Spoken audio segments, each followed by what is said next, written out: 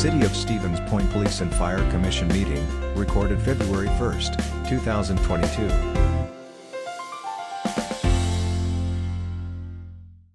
going to call to order the Police and Fire Commission for February 1st, 2022. And we will have to call the roll without Leanne. So, Mr. Kirschling. Yes, sir. Here. Commissioner Morozek. Coming into my office, just so you know, so I can. Okay. Commissioner Moore is here. Commissioner Ostrowski is here, and Commissioner Taylor is excused. Leanne, I don't know if you heard all of that. I see you're participating in the chief's office. Sounds good. Okay. We're on to agenda item number 2, which is the approval of the minutes from last month's meeting. What would you like to do, folks? After reviewing them, I would make a motion that we accept them as submitted. Okay, we have a motion from Commissioner Ostrowski. Do we have a second? Second, Morozek. We have a second from Commissioner Morozek. All in favor, please say aye. Aye. Aye. Any opposed? Hearing none, motion carries. Those minutes are approved. Item number 3 is the confirmation of bills. So, Mr. Ostrowski, our trusted secretary. Start early. I'm sorry, who is that? Wasn't my voice, Jerry. Okay, Mr. Ostrowski, go ahead. All right. Comments just for my fellow new commissioners to remember that the monthly ones submitted are already in this year. The budget ones, bring it up to date, are the completion of last year. So just so you don't get confused on that matter. I do have a comments on the budget. I would first of all like to thank the 2 chiefs and the ambulance service administrator for staying within budget on all of them. I compliment you on that, but I do have some concern in the sense that I look at for the year, and we did leave some money behind. We did not spend. I'm hoping we're not shorting out things that we could have gotten that since the money was allocated there. I did notice, like, for instance, in the, Tom, I was going to ask you in the police department, I noticed $7,400 left behind on criminal investigation supplies. We simply didn't need anything. Is that it? Well, no, we did have some concerns with our overtime budget Okay. and where that was at. So we needed to essentially play a shell game with some of our lines. Okay, that did was work out in favor at the end, but we did need to have some money to cover that. okay. I figured that was kind of it. And Bob, in the fire department, I was also looking at under education. We left $4,600 on that. Is that basically the same thing, Chief Finn? Or did people not elect to use their education? Chief, you're muted.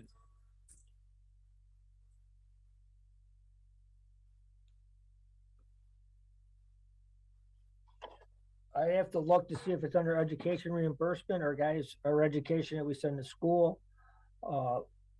Nobody was going to school. Nobody was using it? No, we have people that are getting their degrees and stuff. We have educational reimbursement, a line item for that. And then we also have a line item for education that we send guys to school. The schools were short this year because of COVID. So I'd have to look to see which line item. I don't know if one of the assistant chiefs know which line item that's short on. But that's what I can think of the explanation. Okay, I suspect that is, when I look at where stuff usually falls, I suspect that is exactly where it fell on that one. Commissioner Ostrowski? Yes, sir. So you're 100% correct. Like Chief Zenner said, when it comes to the general seminar and educational expenses and the other line item for educational expenses, it was the same aspect when it came to the operations of the fire department. just like the police department, with other line items going over, our overtime budget being where it was at, we had to do the exact same thing. I kind of anticipated that. I just wanted you to know you guys got my support to use the money in the budget that's there. And with that, Jerry, I would make a motion to accept the bills as submitted. Okay, we have a Flynn motion. second. Okay, we have a second by Commissioner Kirschling to approve the payment of the bills. Any further discussion? Hearing none, all in favor, please say aye. Aye. Any opposed? Hearing none, motion carries. Moving on to agenda item number 4, which is a discussion with possible action on the police chief succession planning. Mr. Zenner, please take over. Yes, actually, Bob, did you have some questions? He was waving his hand. I'll address them in my report. Thank you, sir. Okay. I asked Jerry to some time ago concerning succession planning, and I thank him for putting that on the agenda today. Kind of an add up of why we're having this discussion. About 2 years ago, actually, we're in 2 years ago this month. I came into the role as acting chief, followed shortly after that in an interim role. I had planned to retire last year. Incredible opportunity came up to stay on as the chief of police, permanent appointment. But obviously, as we move forward, delaying a retirement doesn't eliminate a retirement. So that pretty much brings us where we're at here today. And I wrote a couple notes just to stay on task, but early last year, we had a hiring process for chief. Although that process didn't lead to an appointment, it did identify a couple good candidates, and one of those candidates are here within the police department today. Since that process concluded, Assistant Chief Bob Cousseau went from an interim chief. He was that candidate. He went from an interim assistant chief. He went to a permanent assistant chief. Since that point, he's been assigned to operations. He's in charge of over 30 personnel, and several of our budget lines fall under that group. He's had direct oversight over the last 2 officer hiring processes. He's gained another year of experience in upper management. I know that was a concern moving in, but that 1 year extra experience he's had not only adds to that level, but I can say without a doubt, at least for me in my 28 years in this police department, that's been the most challenging times the last couple of years we have had within these walls. Not only, just within Stevens Point, but obviously you see nationally. Grants, he's actually secured a grant. That grant will be used for a cultural assessment that he spearheaded. That'll be a significant information that we'll be able to gain and hopefully be used for some strategic planning that this department's long overdue on. Most significantly, he is currently attending the Command College. This training is for law enforcement personnel. It is the most extensive training for upper management in the state of Wisconsin, and quite frankly, on par with the FBI Academy at the national level. In short, Assistant Chief Bob Cousseau's gone from a qualified candidate to a solid candidate as chief of police. And quite honestly, when he finishes up at the Command College, he's going to be a highly desirable candidate for law enforcement agencies consistent in size of Stevens Point. Now, with that last process that he went through, there was several interviews with the Police and Fire Commission. There was interviews that were conducted with department heads, and there was also an extensive background investigation completed by the Appleton Police Department. Now, I'm aware we do have commissioners here that weren't here during that process, but I want to remind everyone, all those documents are on file and available for review. It's a unique, I wouldn't say succession planning is not unique. It's actually used quite frequently in law enforcement, fire departments. We've seen it locally. it is a unique opportunity that we find ourselves in. We have a process and documentation that already exists on the candidate that we're looking at. I guess in the end, my hope is that with Assistant Chief Cuso working here, as I said, he's become a very solid candidate. I've asked him to hold the line as we move forward. I don't want to lose the talent that we have. This is a great opportunity for us, the department and the personnel that are here. He's well respected by many officers at this department, myself, and the many agencies that he works with and that he will continue to work with. So with that, I'm asking that we move forward to formally identify a succession plan, and I can answer any questions for any of you that you have. Thank you, Chief Zenner. Mr. President, I'd like to make a motion. Mr. Kirschling, go ahead. I'd like to make the motion for the commission to explore a succession plan of Chief Tom Zenner for the Stevens Point Police Department. Okay, we have a motion. I We have would a second. I would second that. Okay, we have a second by Commissioner Ostrowski. Is there any discussion? I think this is a great idea. I think it's long overdue. And I think it will actually bolster the department because it proves to people if you work hard in your department, you can be looked at to the future rather than being left out in the cold and not knowing what's the next step. Okay, thank you, Mr. Ostrowski. Is there any other discussion? I would just like to say that I believe Mr. Cuso would do a great job. And we have had many discussions throughout the years of so-called brain drain in Stevens Point, and have been trying to find ways to keep our assets that we spend money on and encourage those assets to stay here and help with the community. And I think this does exactly that.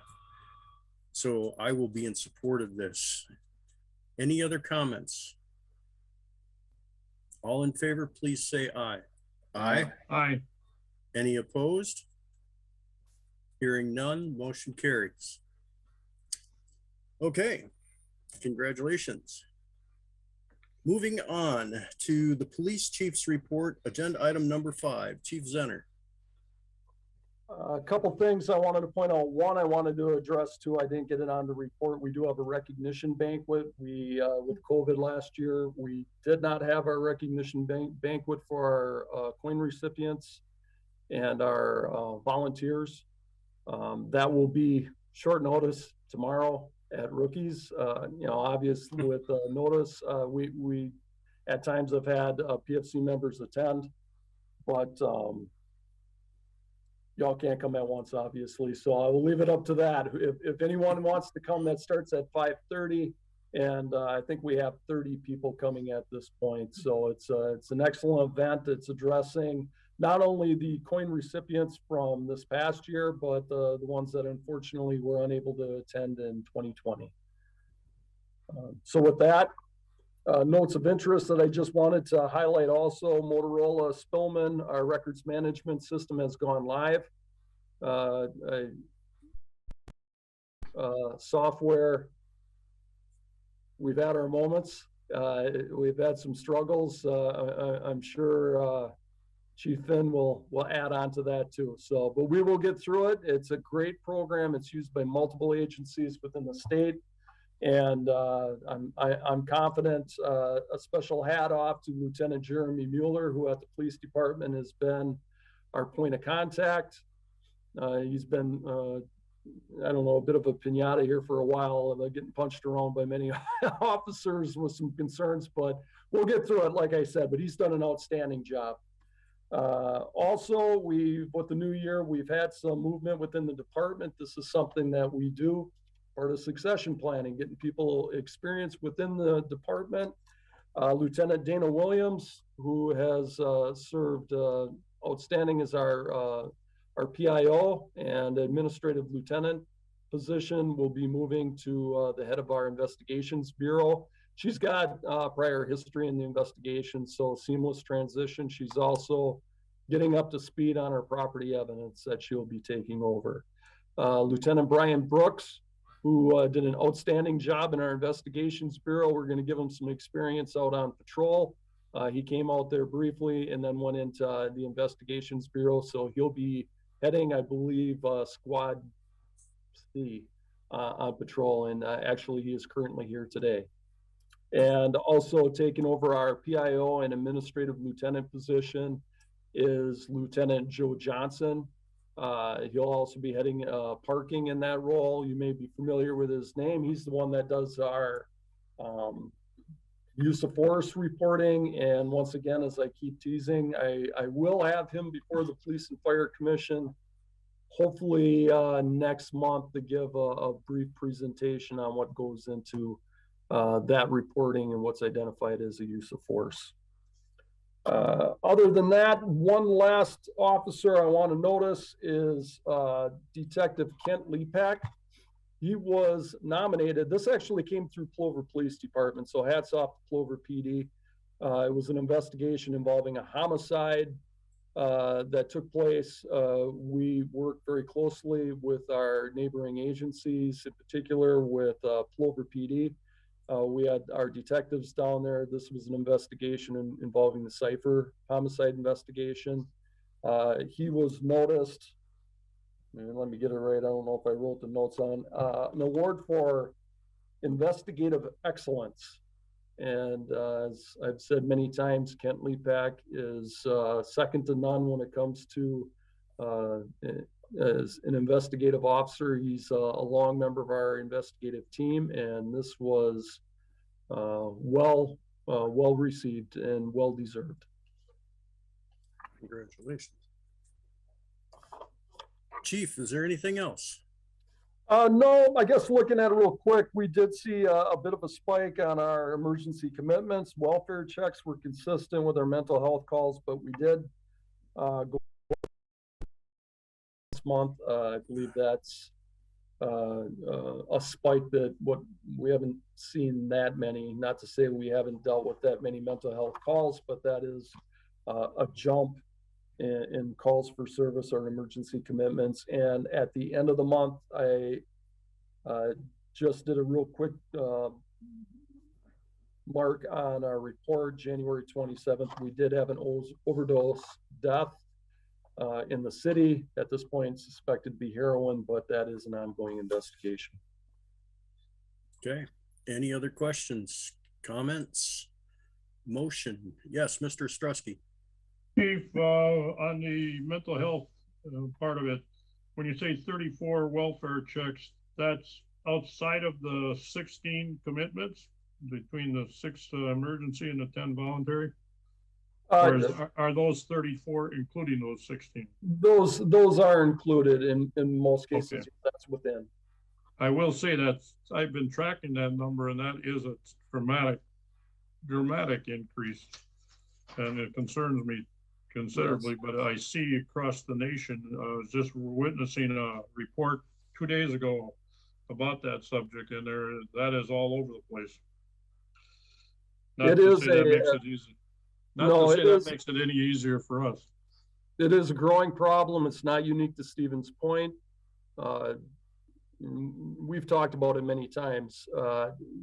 We made modifications of how to address that. We have a full-time crisis intervention officer. Tom, do we have any psychiatrists that are available to the department? Well, we have, when it comes to Health and Human Services, we do have on-call when they're available. We do have resources that we have through Health and Human Services at the hospital. Many times that's with these voluntary commitments. We're able to at least connect people. What's the follow through? I mean, when we deal with emergency commitments, it's just that we're addressing the emergency, the crisis moment. How do we do on follow through? How are we dealing with individuals before they get in the crisis and become a problem? And the magnitude, it's, if I had the answers for that, I guess I'd be doing okay, but it is definitely something we need to continue to work on. We need to continue to work with Health and Human Services and, medical facilities, and try to find resolve. We got many agencies. NAMI is an excellent organization within our jurisdiction. We actually have an officer, Christy Arons, that is part of that board or was. So we have resources. I can't say that enough. I mean, we certainly could do more. One thing that we do lack is emergency beds. Trying to find even for these involuntary emergency commitments or voluntary become issues because we have a lack of places to hold individuals, or even, a lot of times we're doing trips to Winnebago, Oshkosh area, and some of these have parameters with medical issues or current conditions. Sometimes intoxication is involved in this. It's there's many different facets that I could probably spend 6 hours talking about that we deal with, or I should say our officers, but we need to do better. We're not improving. Well, Tom, please pass on to your department, to your men and women of your department, my big thanks for what they deal with. This is certainly not what I'm used to seeing in this city, of being a lifelong member of it. This is really, really off the walls, and I commend your department for all they go through. Thank you, Bob. Okay, I will make a motion to accept the report and place it on file. Do we have a second? Second, Morozek. Second by Commissioner Morozek. Any more questions or comments? Seeing none, all in favor, please say aye. Aye. Aye. Any opposed? Hearing none, motion carries. Moving on to agenda item number 6, which is the fire chief's report, EMS report. Chief Finn, Assistant Chief Gemza, whoever's up. Thank you, sir. The reason you don't have, as I said in the beginning of the meeting, no handwritten reports is that we generate our reports on the first of the month. So you will get January's report on March 1st, or once they're completed by the end of the week, I can send them out to you earlier if you would like, whatever the commission wants. Whatever works for you is fine. Okay, and then Commissioner Ostrowski, I did find the line items you were talking about in the budget. We were over 4,146 in educational compensation. So to make it wash, the 4,600 you were talking about covered that, and it's still the educational part of the budget. I was able to find the line item after you asked the question when I was given a minute to look. Thank you, sir. Chief Zenner brought up CAD. I can let Chief Moody talk about it on the fire side, and Chief comes on the EMS side. They know better than I how it's been working out, and then I could talk about the rest of the stuff. So Chief Moody, you want to talk about it, please? Sure. So the CAD program, the computer aided dispatching system, just like Chief Zenner had said, it's a work in progress. We've been working with the law enforcement agencies and between fire and EMS. The program that we were currently using has been out there for about 8 to 12 years, and it was time to upgrade the system. With that, we've been working over the last 18 months to 24 months to put that system into effect. Jason Pettis, who's one of our firefighter paramedics here, has been working diligently with county and city IT and Motorola to be able to assist in getting the transition seamlessly pushed out here at the firehouse. This last week on the 25th, we went live, and Motorola is going to be back the week of February 7th to make any little changes or any updates that needed to be had with our program at that point. So we're just making lists of the things we want to update, and in a few weeks we'll see those changes come out, and hopefully by March 1st we'll be moving right along seamlessly. Okay, thank you, JB. Mr. Gemza, ambulance side. Ambulance, that you may or may not know, the county uses a different type of login than the fire side. So the medics and the firefighters, depending on what vehicle they are, have to log in under a separate username and password. So we've been working both sides to try and make that as painless as humanly possible, because all of our personnel have many different passwords, and just to try to keep that working together.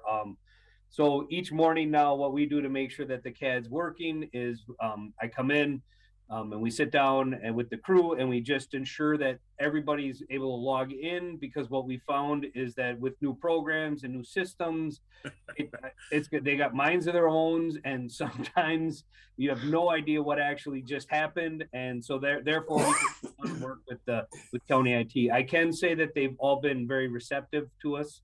To the needs and the stuff, the resetting of passwords, those types of things, the different logs. I mean, we're moving, and I'm really happy with the personnel and their willingness to accept this change, because it's pretty big when you think about having to log in 15 feet away from a fire apparatus into an ambulance with a different password and try and make sure that you make all that work. So they've been doing really good, and I appreciate all their hard work.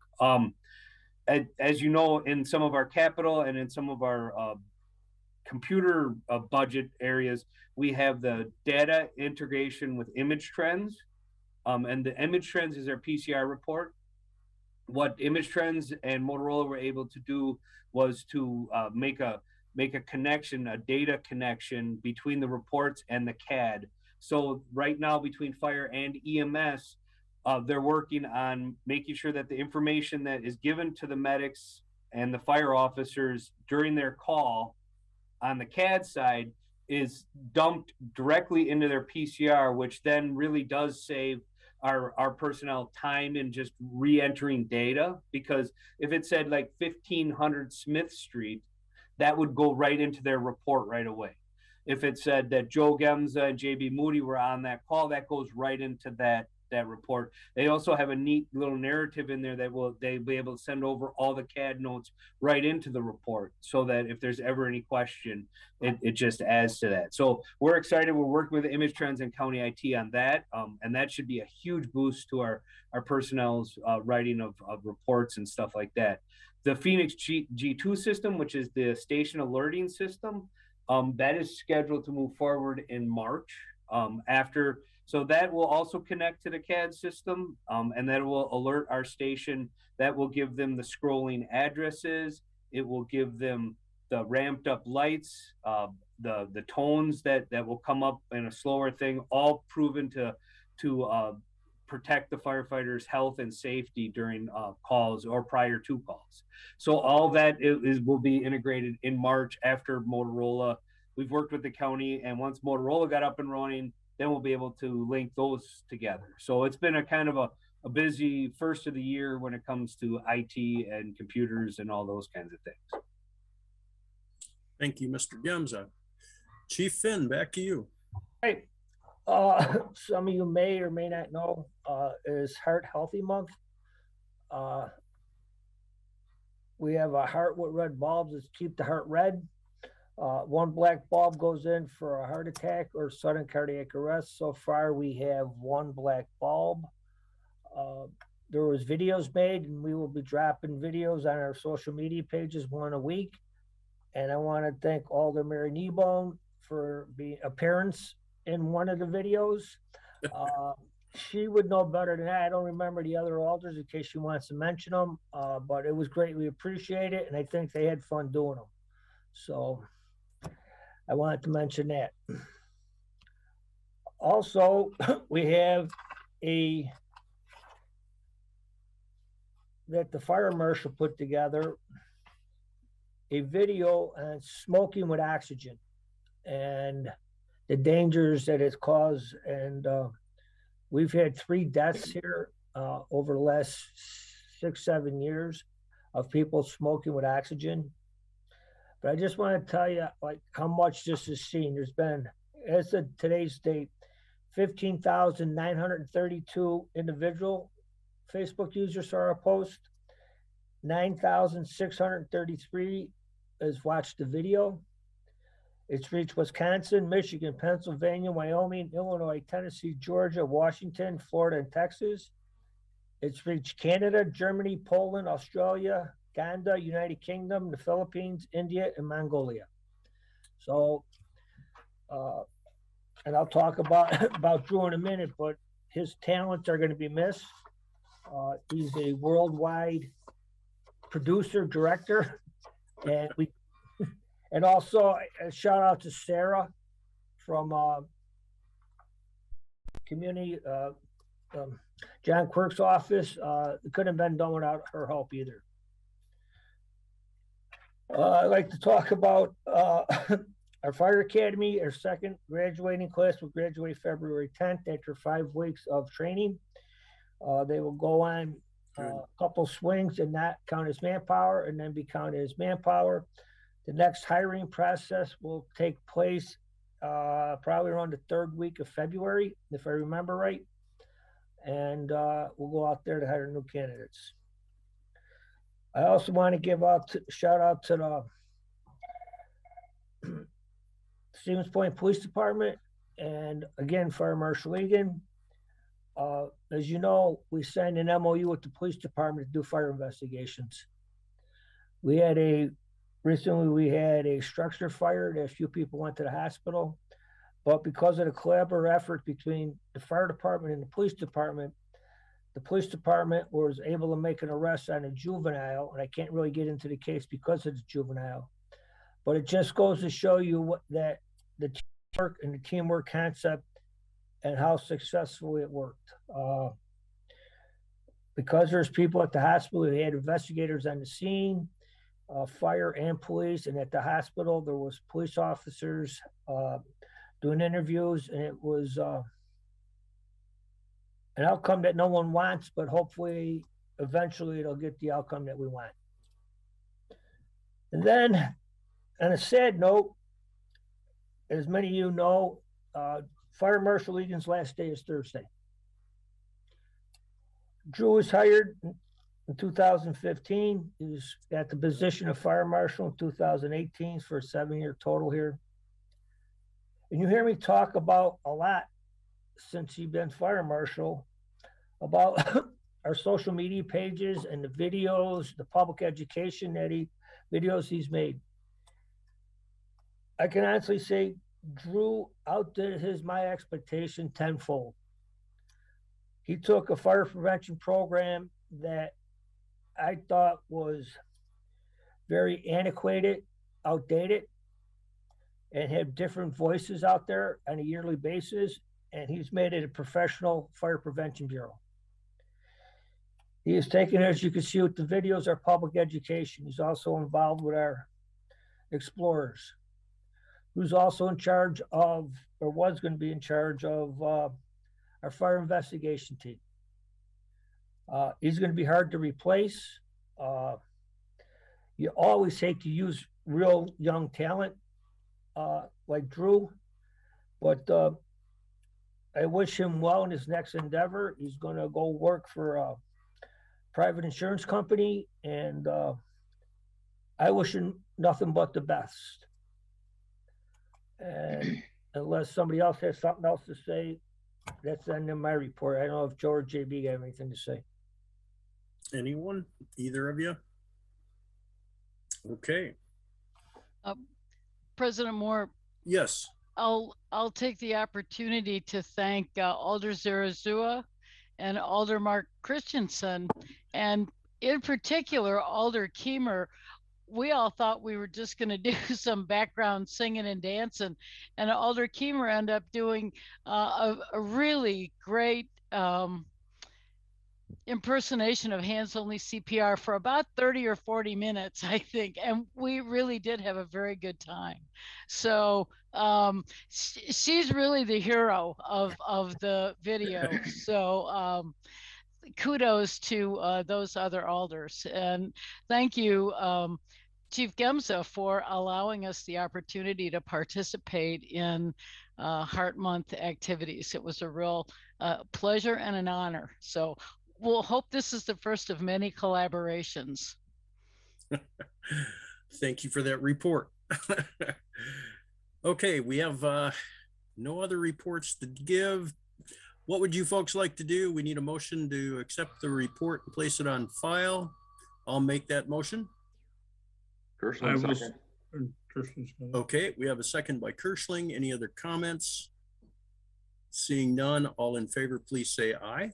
Aye. Aye. Any opposed? Hearing none, motion carries. Moving on to agenda item number 7, which is the president's report. At this point, we're going to have a little update next month for the March meeting.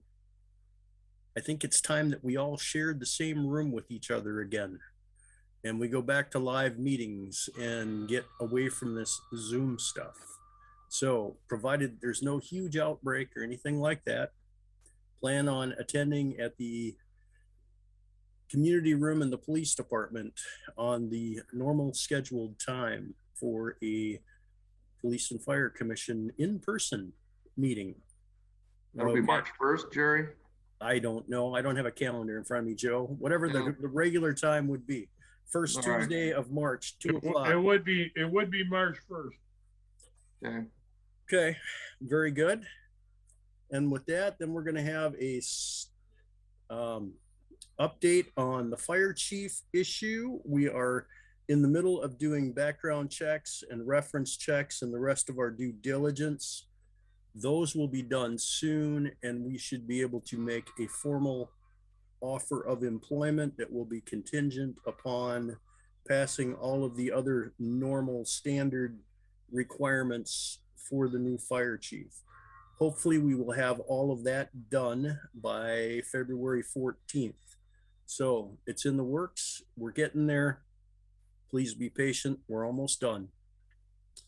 I don't really have anything else to report. So Mr. Ostrowski, what would you like? One question for Chief Finn. I assume, Chief, with the announcement of Fire Marshal Egan leaving, are you beginning to look internally for his replacement? We, and correct me if I'm wrong, Chief Moody, I'm gonna let him answer the question because he's more the direct supervisor. I do know that we rewrote the job description. Last I heard, we're waiting for it to come back so we can post it. And Chief Moody can correct me if I'm wrong. JB? That is correct, Commissioner Ostrowski. The chief is correct by saying that we did, after finding out Drew Egan was going to be moving on, we did rewrite the job description. It's currently out to HR and the company that they use throughout the city to see where that pay grade is going to end up.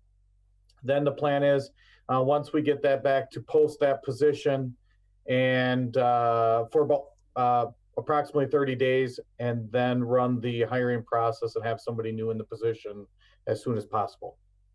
Thank you very kindly, because I would like to see that spot not stay vacant any longer than necessary. Agreed. Agreed.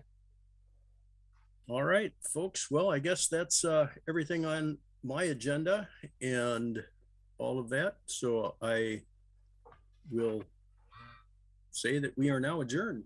Thank you all very much. Have a good day. Thank you, everyone. Stay warm. Yeah.